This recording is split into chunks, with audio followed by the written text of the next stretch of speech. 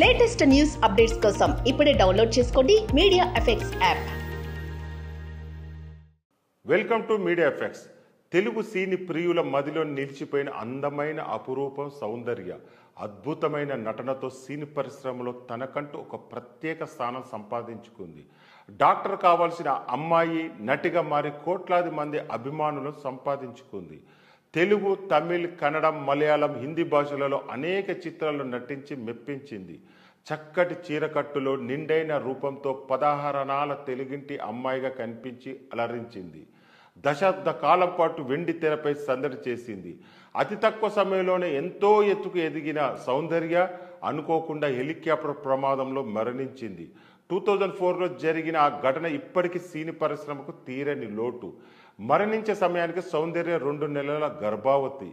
17 April 2004లో అనుకోని ప్రమాదంలో తన సోదరుడితో పాటు సౌందర్య ఈ లోకం నుంచి వెళ్ళిపోయింది. సౌందర్య మరణించిన నేటికి 20 సంవత్సరాలు. ఈ క్రమంలోనే సౌందర్యతో తనకున్న జ్ఞాపకాలు పంచుకున్నారు సినీ ప్రముఖులు. సౌందర్యను చిత్రసీమకు పరిచయం చేసిన తమిళ్ డైరెక్టర్ ఆర్వి ఉదయ్ కుమార్ గతంలో ఇచ్చిన ఇంటర్వ్యూ వీడియో నెట్టింట వైరల్ అవుతుంది. సౌందర్య లాంటి అద్భుతమైన నటిని మళ్ళీ చూడడం చాలా అరుదు అని, ఏ సినిమాకు ఒప్పుకున్నా నేను చేయగలనా అంటూ సందేహం వ్యక్తం చేస్తుందంటూ చెప్పుకొచ్చారు.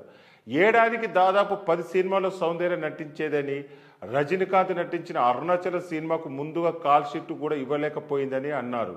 మరణానికి 2 రోజుల ముందు అంటే 2004 ఏప్రిల్ 15న తన భార్య సుజాతకు సౌందర్య కాల్ చేసిందని, అప్పుడే తాను ప్రెగ్నెంట్ అన్న విషయాన్ని చెప్పిందని అన్నారు.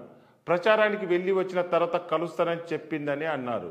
ఆ రోజు చాలా సమయం పాటు నాతో ఫోన్ మాట్లాడింది. ఆ తర్వాత అలసిపోయానంటూ ఫోన్ పెట్టేసింది. కాసేపటికి సత్యరాజ్ సార్ నా దగ్గరకు వచ్చి సౌందర్య మరణ వార్త చెప్పాడు. ఆమె మరణం గురించి తెలియగానే క్షణం పాటు అలాగే నిలబడిపోయాను. సౌందర్య మృతి సినీ పరిశ్రమకు తీరని లోటు అన్నారు. ప్రస్తుతం ఉదయ్ కుమార్ చేసిన కామెంట్స్ నెట్టింటూ వైరల్ అవుతున్నాయి.